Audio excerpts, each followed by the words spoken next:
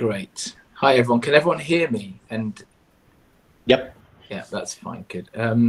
So my name is Mohammed Abbas Karki. I am a GP by trade and one of the team behind Nutrimprove. Before I go in and discuss more about myself and Nutrimprove, I'm going to ask our two other talkative chaps, Zhao and Sahil, to introduce themselves. Maybe Sahil, if you start, and then Zhao, and then we'll come back to me.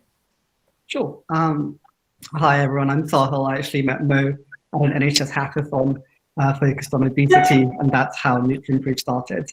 So I'm an economist by background and a tech entrepreneur. And yeah, we're just really excited about building Nutrimprove as a tech product to help people make healthier eating choices. Over to you, Zhao. Yeah, so my name is João Jesus. I'm Portuguese, weird name. You can call me John if you need to.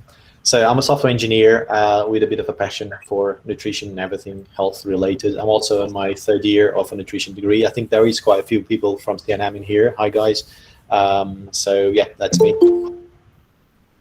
Cool. Thanks for that, guys. So, I mean, as Sahil mentioned, this is quite exciting because we, about a year and a half ago, we met at a hackathon, and it was about obesity, and we were talking about lots of different ways to tackle it. And by background, I'm an NHS GP, but I have a BSc in endocrinology and obesity. I've done quite a lot of stuff with the media regarding that sort of element, and sort of occasionally pop up on stuff you might see discussing it. And so it's something that we've been passionate about, and particularly preventative health, something that is key, really, as everyone on this call will subscribe to. Now, what we found was that when you look at the research and you do a deep dive, you realize that with obesity, whilst exercise and food are the things that people talk about, realistically, it's the food, it's the diet that is the overwhelming impact that can change that. So we know that obesity has massive financial implications. We know that it has huge implications for long-term health, chronic conditions, mood. It traverses every part of medicine. It's such an important integral thing, and it's something we can do something about. So with that, we had this concept of looking at how we focus on the bit that really works, which is the nutrition. Now, when we realized that a lot of people didn't have an understanding of how they can make better food choices, we set about creating a database and a tool that would allow and enable people to use that. Now, many people have been very excited about it. We've had conversations with Public Health England. We are part of what they call the NHS Clinical Entrepreneurs scheme. We've had endorsements from their head, a professor, and we are really on the edge of something very exciting, but also a massive resource that can do some really, really good things across all of these health areas. So that's kind of the background, and that's why we're really excited, because we're in this journey, which is really exciting. And actually, we have an economist who has looked at behavioural nudges. Now, that is a really, really exciting concept, because all of us know, who are involved in health and been discussing and counselling and working with patients for so long, that the hardest thing is getting people to change their behavior. Ultimately, we may know everything that we need to do, but it's how we change the behavior, and it's not simple. I'm sure all of you are nodding away in agreement, saying, yeah, this is tough. How do we do this? How do I get people changing their diet? How do I get them to do that? All with the caveat that there's so much going on. We're in lockdown, there's mental health concerns, there's financial concerns.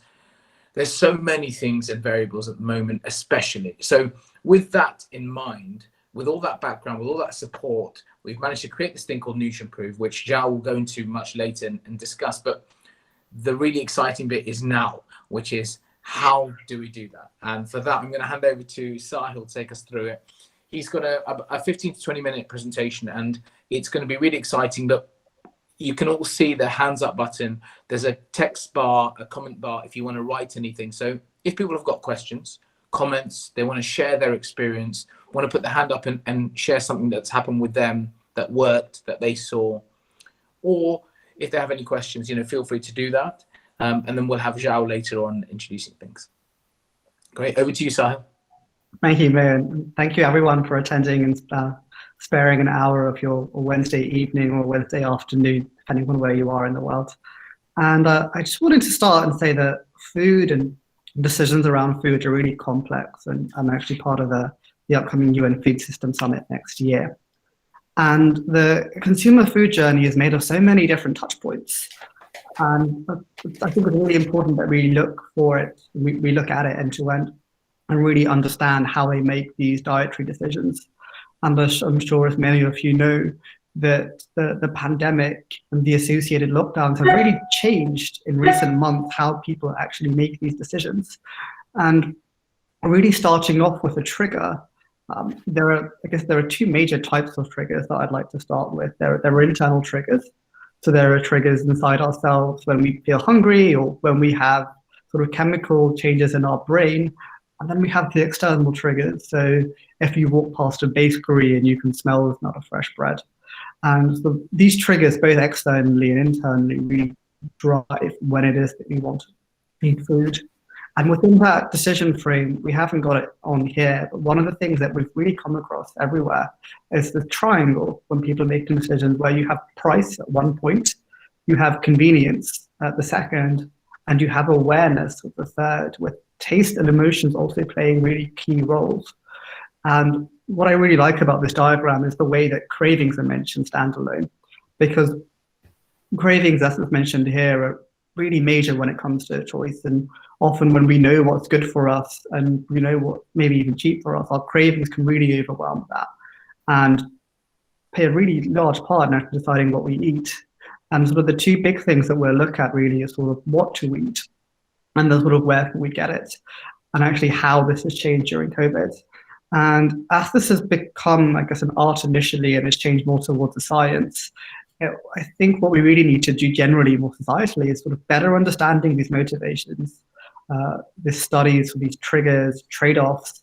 And one thing that I'm curious if anyone has any experiences of, or any nutritionists that are dealing with their clients, is just understanding the difference between people's behavior and what people say they will do, what people say they will eat or say they have eaten versus what they've actually eaten. And sort of really understanding using the actual decisions people make rather than what they say it is that they're going to do. And now that we've started to look at the food journey, I want to sort of go into a little bit of detail as to how different nudges could be used.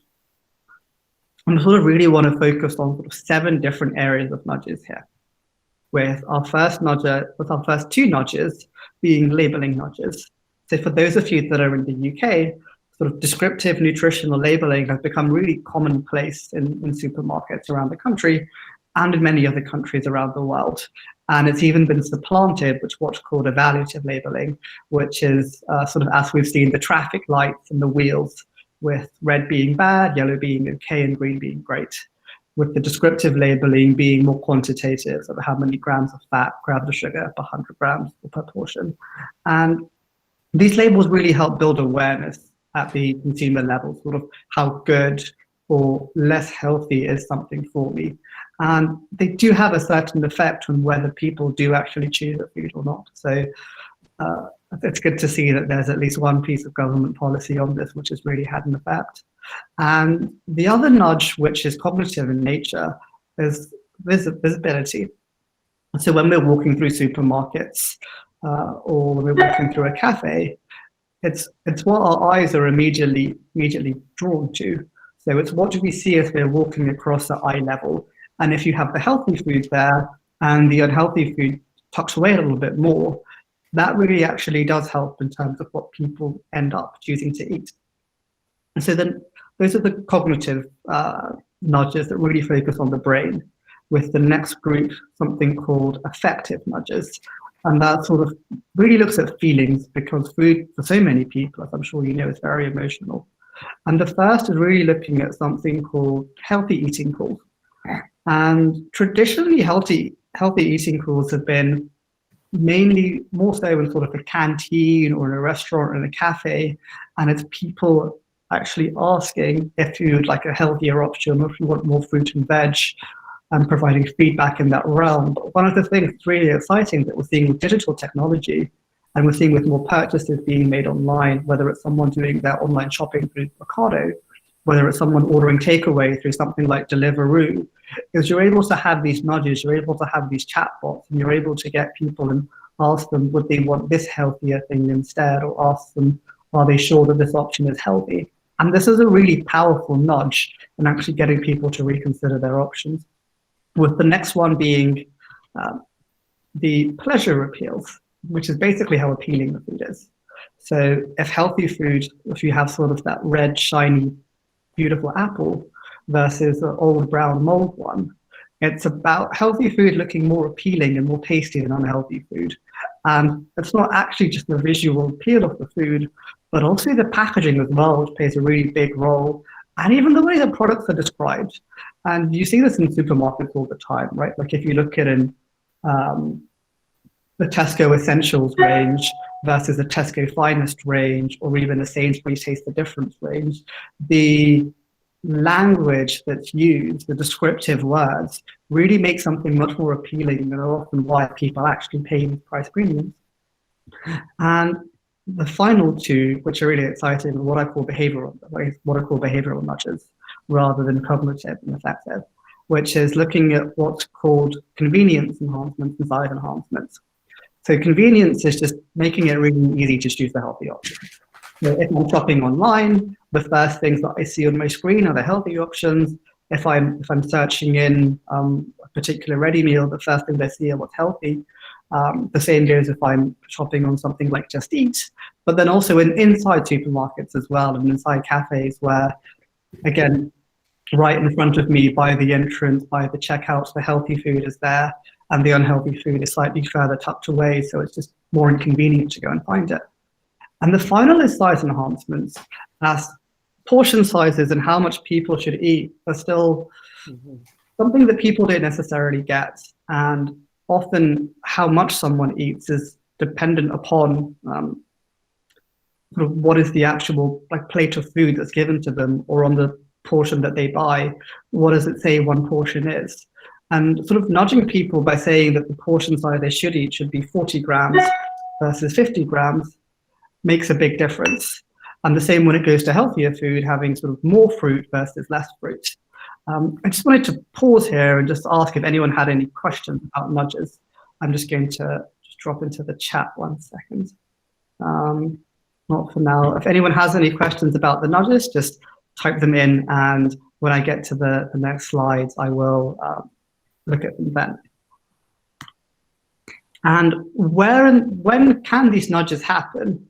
And actually, you can nudge people all of the time. And it really begins as what you call sort of early subconscious priming, and actually before a trigger even happens. And this is really powerful for nutritionists and dietitians and their sessions with clients. It's also the advertisement, it's the awareness, and sort of subconscious priming on what actually educating someone about these nudges is really helpful in terms of people better understanding how different individuals respond to each trigger, which of these triggers are they actually responding to when they choose to eat something, and when it comes to when they eat, which of their needs are they giving into? Is it about wanting nourishment, community, etc.? And even the extent to which someone gives into cravings, actually helping build that awareness, that subconscious priming is really helpful in terms of actually building behavioral blocks to make it easier for people to change behaviors. And the next thing are triggers themselves. And we talked about both the internal triggers within someone and the external triggers, such as walking past a bakery. But one of the things that a lot of apps do, for example, MyFitnessPal, and even the nutritionists can use with their clients, is actually designing triggers to be used. So apps, for example, that remind people to drink a certain number of glasses of water by a certain number of times in the day, and when to drink water, can also be used for healthy eating as well. And when we're using healthy eating nudges before an internal or external nudge for an unhealthier option, that can make a huge difference to the actual decision that someone makes. And there are two other really big points at which nudges can be made. One is at purchase. So that's actually if I'm at the checkout in the supermarket, or if I'm on my basket online, and it can be those nudges sort of asking people, are they sure about things? Do they want to choose something else healthier? And then also the final one is at the consumption point. And so when I get back home, when I take my food out of the fridge, when I cook it, when I put it into the plate, how much of it that I actually eat, what is it that I choose to combine, and actually nudging at that point of consumption. And I've got some really interesting data on this that I'll go into later, into effective nudges that can be used then. And what's really important to recognize is that having a combination across these is really important.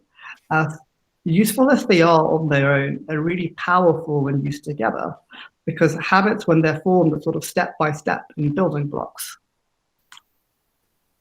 And this actually comes to this data that you can see on the screen in front of you, comes from a meta-study. So rather not just one study, but different studies that have taken place over time in different places. And it actually looks at a model that takes into account all of the different types of nudges that I went through and how they can actually influence the behavior. And what's really exciting here is just how powerful nudges can be, that by nudging someone's brain, by really making them aware of the nutritional content that what they're eating, by having that visibility so they can see the healthy food right in front of them, can get people to eat over 200 calories less a day if they're looking to reduce calories. And the effective nudges, sort of reminding people to eat healthy and getting that nudge either through a chatbot or from a person in store, and really focusing on making healthy food look appealing, whether that's digitally, whether that's inside stores, can reduce daily calorie intake by 300. And the behavioral side that we mentioned, in terms of, again, making it really easy to choose healthy food, that convenience aspect, and changing portion size, can shave off a whopping 500 calories a day. So overall, if you're looking at all of these things in tandem, if you're trying to get people to eat less, not just have the ability to shave around 1,000 calories in daily calorie intake, if that indeed is desirable. However, I guess what's worth noting is that a lot of the studies that have been done only focus on calories, and more work does need to be done on nutrients. But again, if these nudges are effective, it's not just about what I'm nudging someone away from, but the healthier option that I'm nudging someone towards. Just wanted to pause again here. I know this was slightly technical, if anyone had any questions. Okay, no issues. Can people see the slides? Are the slides okay? Just wanted to double check that.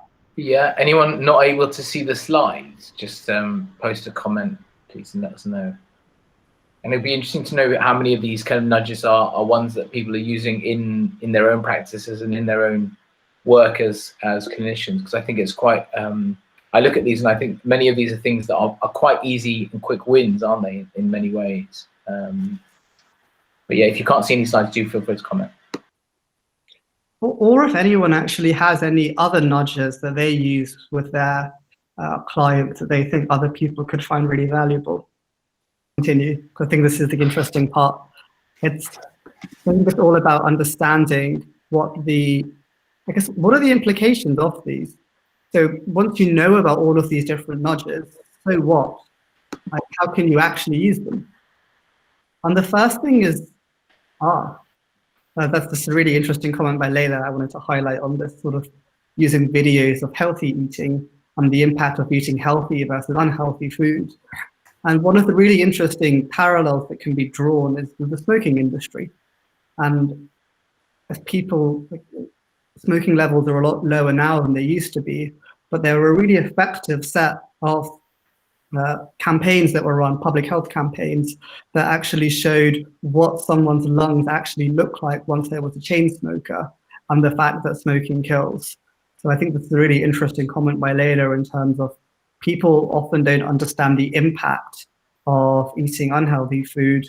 I think they do, and that they don't know that it's good for them, but they don't know quite how bad and what the impacts, long-term impacts can be on their health.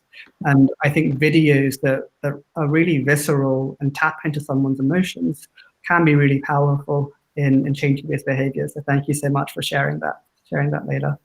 And then just going back into the implications, I think the first is looking at sort of awareness for clients, really. So once clients sort of really understand at a psychological level how they actually make these decisions, them having the ability to recognize these triggers, understanding which ones that they are tapping into, can really empower them in choosing which to respond to. So when they realize that their desire for food is emotive rather than nutritional, then it can give them the ability to withhold cravings more so than otherwise. And building that self-awareness and that education piece can be really powerful in breaking unhealthy habits with food and in step-by-step forming these new habits. And the second part is looking at awareness of external nudges, because sort of food companies are large, food conglomerates are large, and they're very smart. And they understand a lot of how all of these behavioral nudges work, which is why, for example, with a lot of cereals, there are videos and cartoon videos which are used for children, who are particularly vulnerable and susceptible to these types of adverts. And being more aware of external nudges that are affecting you, again, for example, walking past the bakery, and actually encouraging your clients to go places where there are positive nudges and healthy choice nudges. So, for example, some supermarkets might have more healthy choice nudges than others, and some other websites might be the same. For example, if you're going to Whole Foods or Holland & Barrett, which might be more health conscious than somewhere like Waitrose. And the final thing that's really interesting here, and I kind of want all of you to take away today, is the ability to nudge your own clients.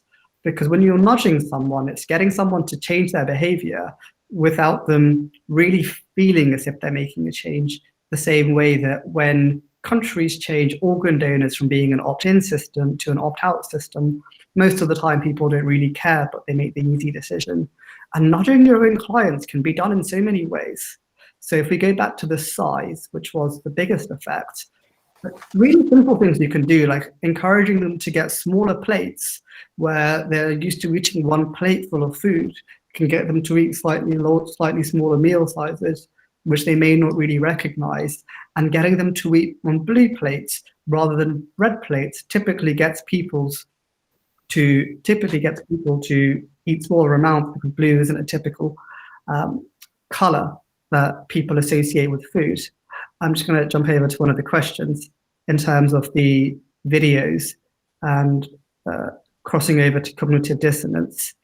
People just think it won't affect them, and the brain switches off to the message. That's a really interesting and it's a really tricky question, because I think it affects some people in a way that it affects others, and different people have different motivations. For some people, it's about the risk to their own health. For other people, it's the fact that they may not live as long, and they may have young dependents, and they may have young children. I think there's cognitive dissonance where people don't feel as if they have an alternative, or they really don't want the alternative. So I think what's really important when you are using these nudges and you're getting people to eat healthier is you're providing real alternatives that people can have instead. And actually, one of the great things we do at Nutrimprove is we really focus, and we'll go into this later, and looking at similar alternatives in taste and texture, where people can switch to something healthier and it's not that big a change.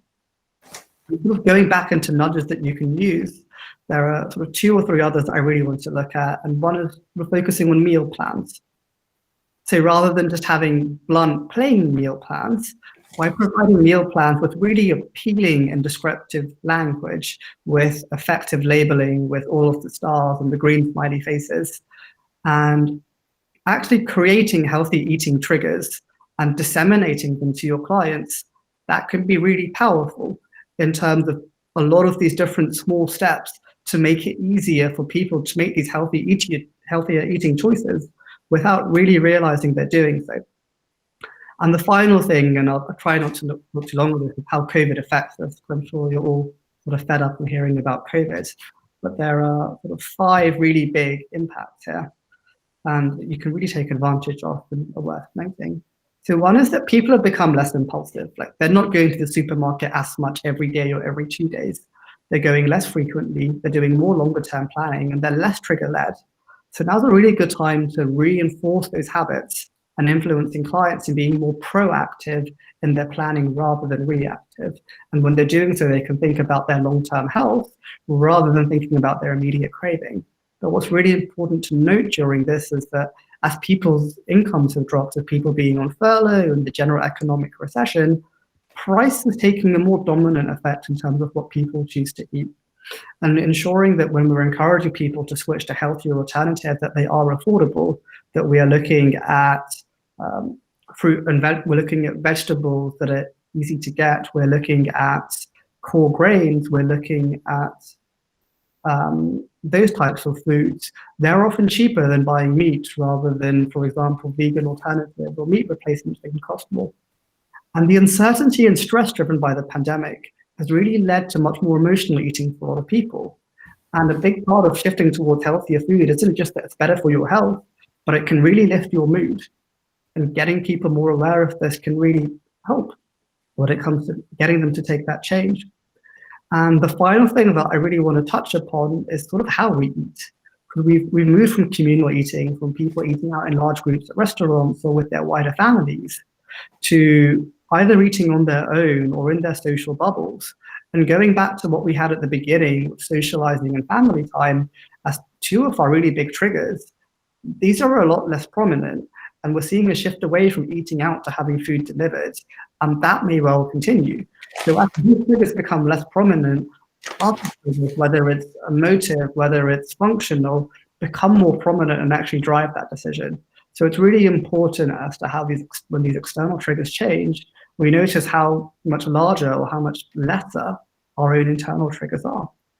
And one final thing here before we actually move on to our really exciting application, is that people now often have more or less free time than they had before.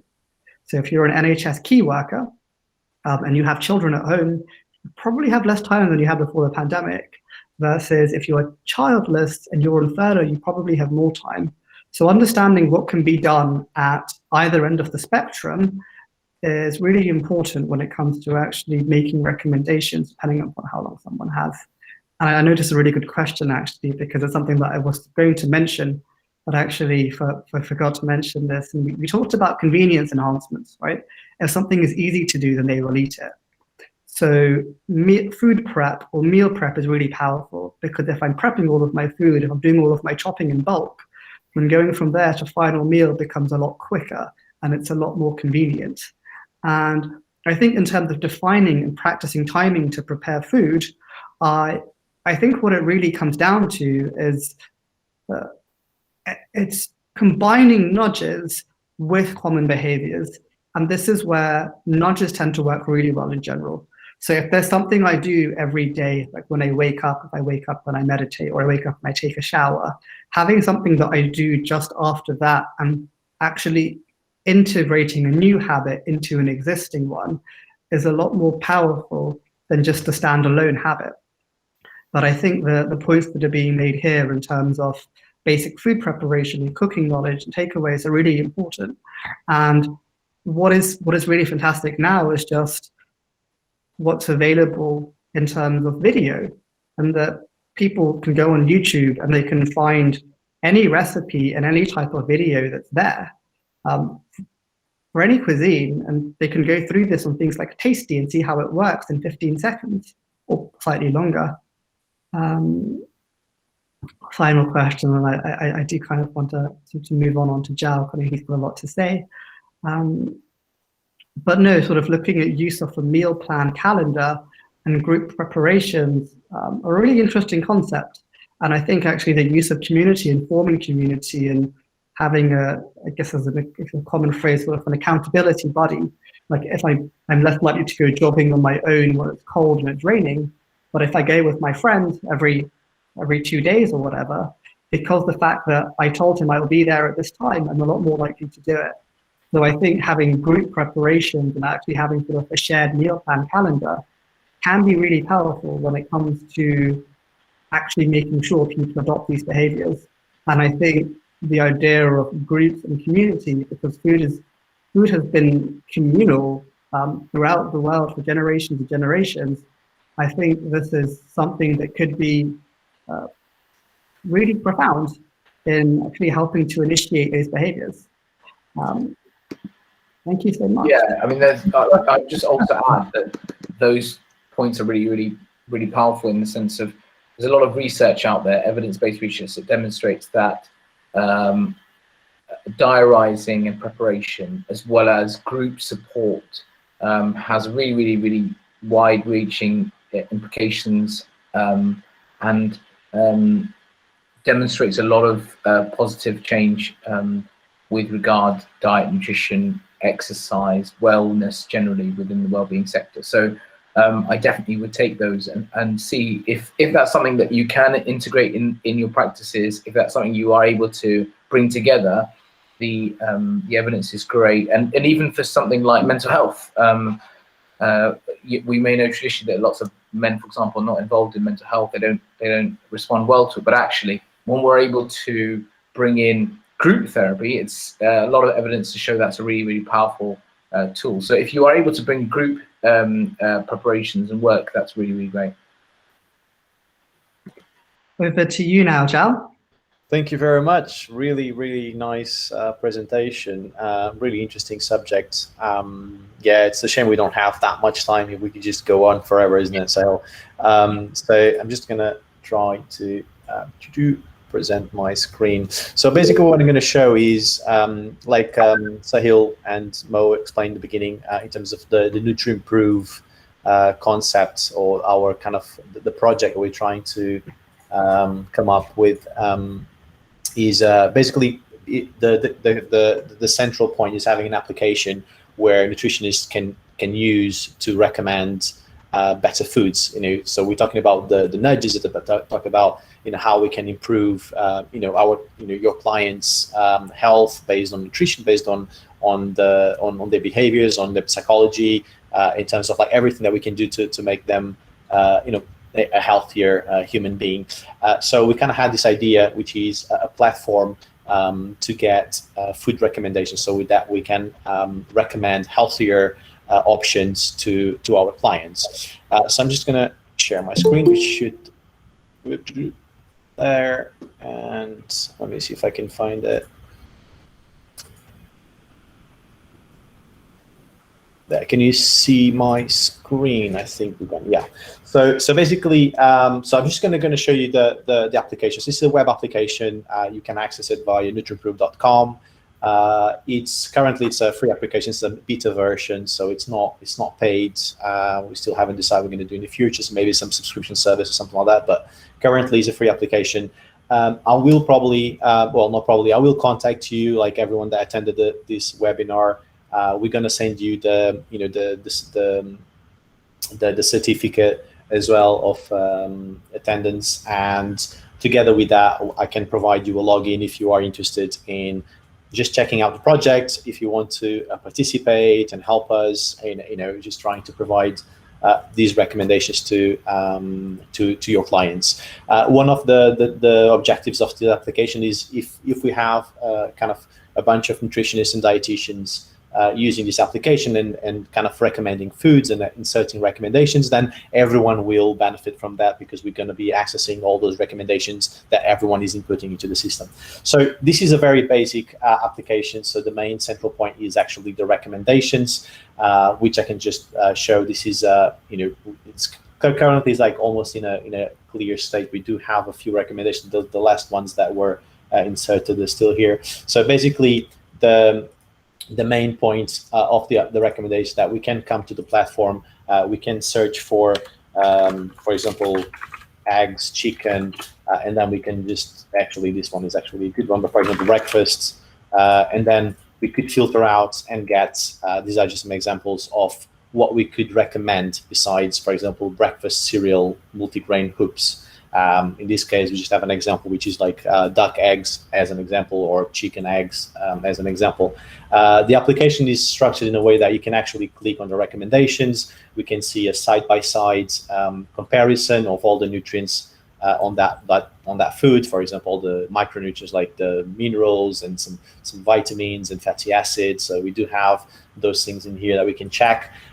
So it's kind of in a way that if we have a client, for example, is deficient in iron, for example, if we want, if we see that the client has this kind of specific breakfast, specific lunch, we more or less have an idea of what we want to replace. We can just put that food in here and just see what are the kind of the common replacements that everyone in this kind of group of nutritionists and dietitians would recommend, so we can just kind of use those. So that's kind of like the main point, which is like having a platform where we can insert one food that we don't think it's really healthy, and then have like a bunch of recommendations. In this case, we don't have many because we're still kind of in the beta version, but we're trying to get to a point where we can have like hundreds of different recommendations they're ready for you, and then you can filter those recommendations as well later on.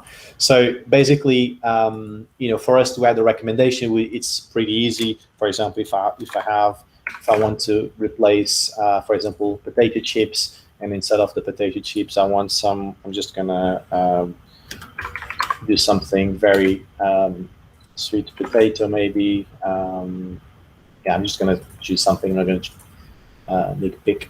So we do have things like we can actually compare the foods. So we can actually be, if a client is, for example, diabetic, we want to lower the total sugar that the person has. So this would be a very good recommendation. Total sugar 42 grams against the 0.9 grams. But then you can get the gist. You can actually change if we are interested. For example, if your patient or the client is lacking some iron, we can actually check what is the iron on one and the other one, and see that this one's probably would be a better recommendation, and so on. And then we can just, we can still compare using the same comparison, and we could add the recommendations. This is kind of the process of adding recommendations to the system.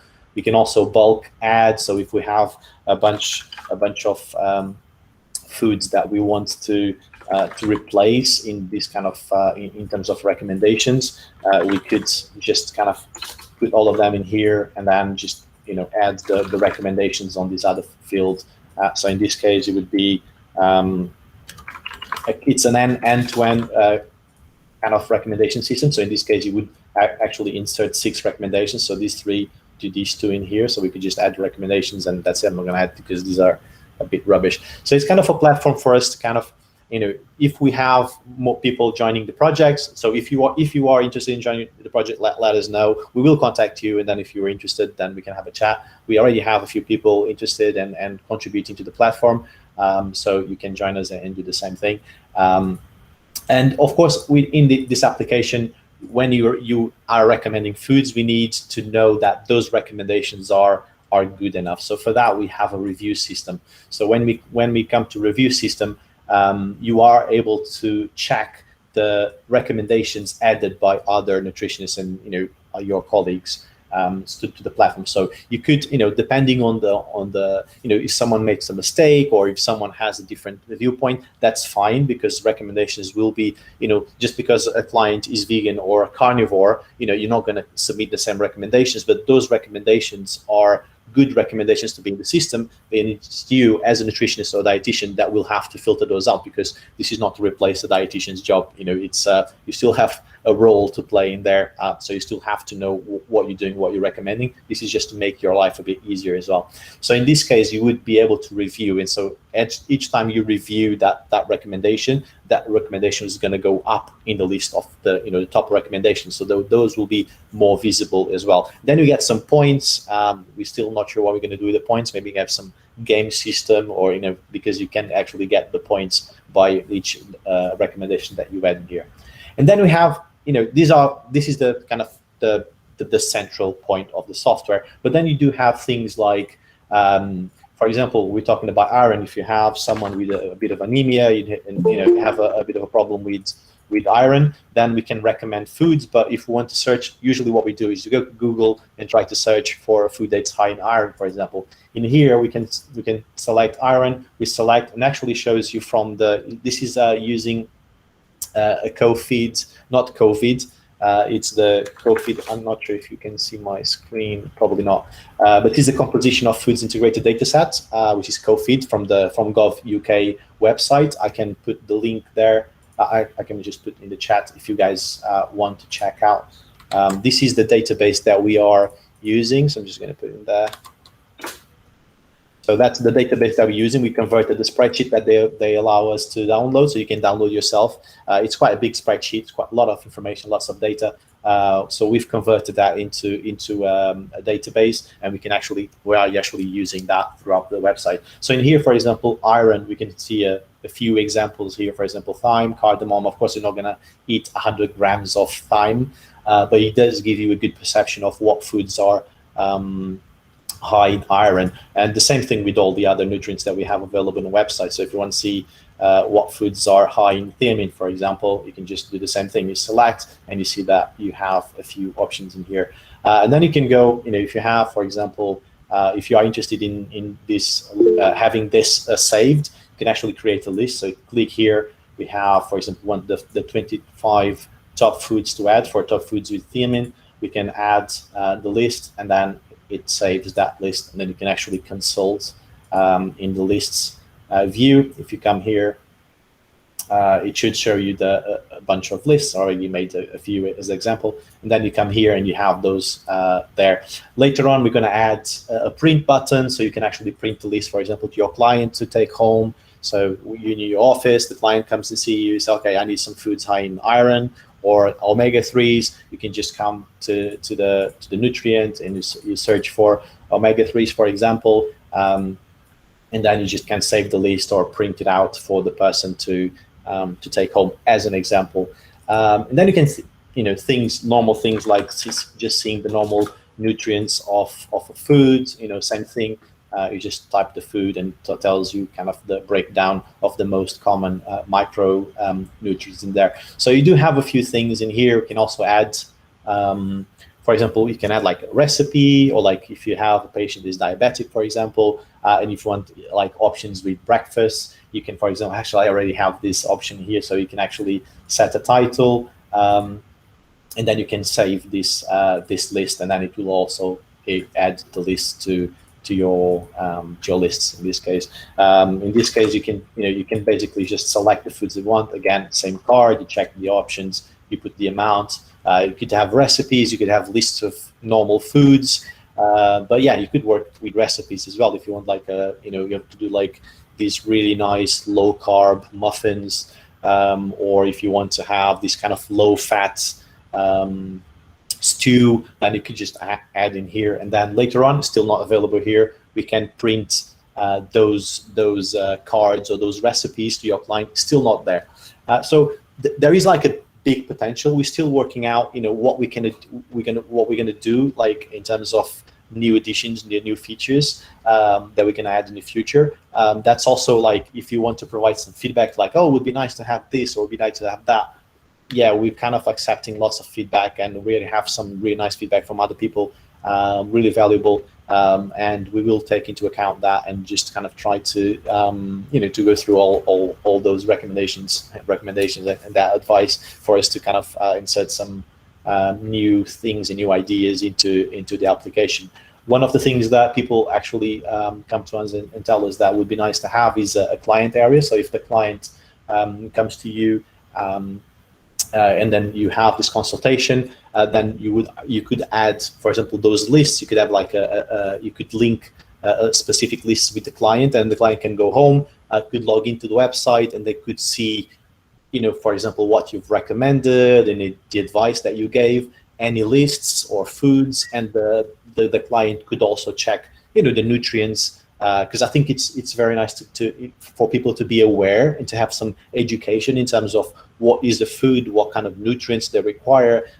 In terms of like sugar, that's one main culprit for today's obesity rates and stuff like that. So it's quite nice to have people like you were going to be educating your clients, to read the labels and to be aware of what is what and what's kind of healthier for them. Because for me, I might be able to have a cup of coffee with tons of sugar in it, but for some other person that would probably create some problems. Or for example, dairy, some people cannot have dairy, some people can have dairy. So that's something that you would need to recommend to your client. So the app is not going to tell you what the client should have, but it can give you some recommendations so that you don't have to memorize everything. Of course, you as a professional, you probably already know about a lot of recommendations. You probably have your diary full of recommendations that you can do, that you can use with your clients. But this is just a platform for people to share. So hopefully in the future we could have this platform with thousands of recommendations and create a really nice group of people that want to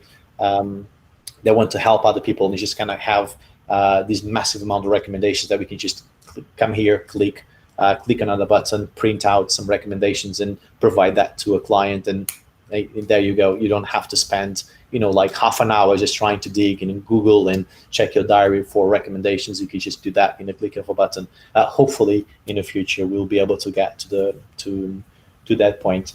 And that's it basically. So we do have kind of a list of things that we want to do in the app.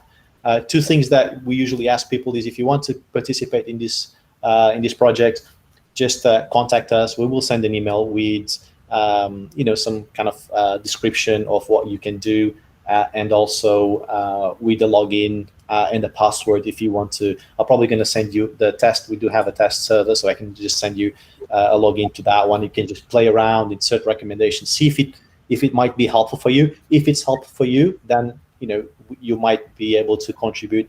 When we're talking about contributing, we're talking about time. So if you have a spare 1 hour here and an hour there, then you can just log in, insert some recommendations, you get some points.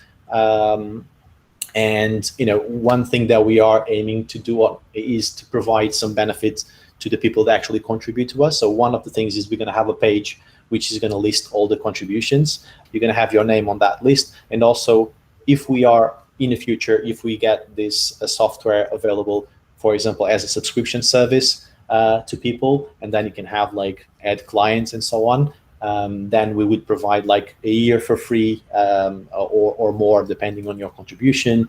But we're still kind of studying what's going to happen. But definitely there will be lots of benefits, and you will be contributing to something which is pretty good as well. And, to just help everyone having better tool for recommendations, and maybe for some other stuff that we implement in the future. Let me see if there are any questions here. So. Yeah, Joanne is saying it's very helpful if the list of iron-rich foods also offer the option to rank these items by normal serving size rather than by 100 grams portion.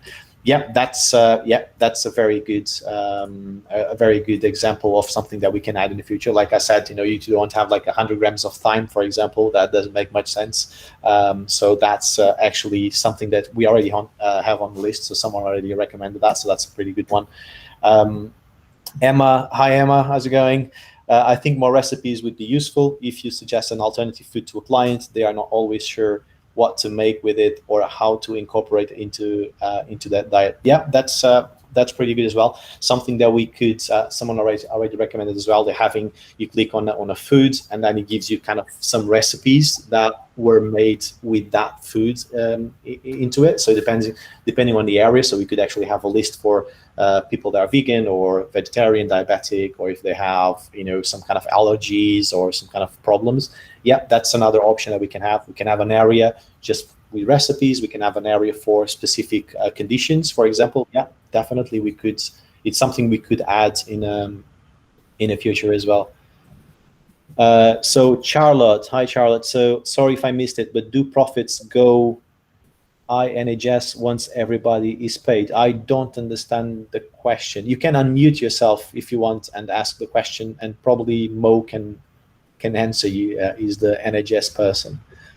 Yeah, so it's what it is with we're working with the NHS, so we'll be supporting them in terms of how we can integrate with the dietitians, nutritionists, and support all of them to improve and help people with their diets and how they manage their healthy eating behaviors. And at this stage, really, it's all about working out how that's going to look for the NHS. That the tool is to be used and extrapolated elsewhere as well. And of course, we've come to sort of dietitians and nutritionists because we know that you guys will really benefit from this. There's a huge opportunity to contribute. So there's an element of developing your CV and having that as part of the as something you can allude to and demonstrate to your clients. And also, obviously, we're providing access to it for I think a year or two for free when it's all kind of done up and ready. So you can use that as part of your treatments. And then essentially from that point on, we'll be looking at it. I mean, it again, we have to look at running costs and all profitability and etc. But we're aiming to provide the NHS as close to cost as possible so that everyone can access it. But again, it just depends on the mechanisms behind. Yeah, like Mo said, this is not an NHS initiative. So it was kind of the birth of it was between Mo and Sahil in a NHS event, trying to come up with ideas, kind of health related and something that could be used in a health perspective, in like how we can help the population to become healthier. So that's where it was born. So it's kind of, it was a very good thing. And now we're trying to get something out of this, but it's not an NHS specific thing. So it's not something that you would need to go to NHS or have a registration. This is basically for the focus of this is to provide nutritionists or dietitians. I think nowadays the terms are a bit kind of foggy, but to provide health professionals a tool to provide better alternatives to their clients. For example, GPs. If I go to my GP, if the GP has access to this tool, we know. Sorry, Mo. We know that GPs are not like super experts in nutrition. As we know.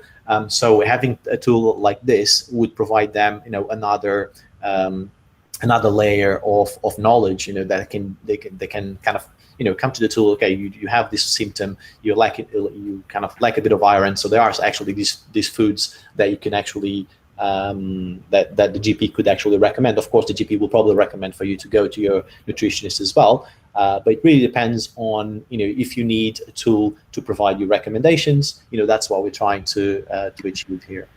And the other element, of course, is the fact that we are looking at creating this from it's a dietitian-led, nutrition-led initiative. So our recommendations are based on the nutritionists and dietitians who work with us right now, who are seeing what works in real time. And that's why we're inviting everyone here to sort of contribute, because the tool is powerful because it's using things that have been used and shown to be successful in real life. So that's why we love it. But it's just that it's the meeting of real life and tech to give you this amazingly accessible tool at your fingertips whenever you need it. And I think we'd want to thank everyone for the comments as well and the questions. I think there's some things for us to build in the future. For example, the dietary needs. That's definitely something that we're going to add in to enable people to filter from, and the recipes low in sodium, etc. So these are definitely things that we are building as part of our pipeline. Conscious of time and that everyone has to go, Mo, do you want to do a quick wrap up?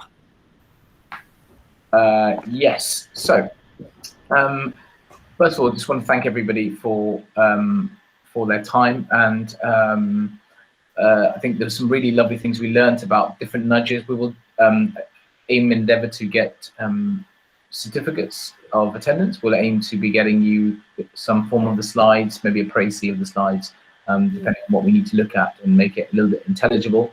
I think if you've watched it and you've been interested and you're excited, which I'm sure everyone is, because it is a very exciting project, and of course you have free access to it, then I would suggest do email us inquiries@nutrimprove.com. We'll have your email addresses anyway from the sign up, so we'll be shortly emailing you in the next couple of days certificates of attendance. But I think it'd be really great to get part of this, contribute and join. And thank you for the lovely comments in the group. And if anyone has anything else they'd like to say, please do let us know. Or otherwise, you can nudge the button that says I'm leaving. I thought that was a terrible joke that I got. I've only been saving up for 2 weeks, so. Yeah, I'm just going to add, the email. This is my email, Nutrimprove.co.uk. So if you have any questions about the application, just send me a quick email. If you have any questions, to be honest, if we could even find like a few minutes when both free, and we can just have like a quick chat. I can go through the application. But I think the first thing is I'm going to send an email. Once we get the certificate to you guys, I can send the credentials, like with kind of your email address probably as a login and then a password, so that you can just come to the website and just kind of play around, see how it works, and any feedback that you may have, then yeah, just contact us, and yeah, we'll be happy to tell you more about it. So yeah, thank you very much, everyone. I hope you enjoyed it. I really enjoyed knowing about all the behavioral nudges. Really interesting subject. And yeah, I'll see everyone in the next one, maybe. Maybe after all this lockdown and stuff like that, maybe we can do something like a presential one somewhere, like a meetup. But yeah, keep safe, everyone, and thank you for joining us. Thanks, guys. Thank you, everyone. Okay. Thank you.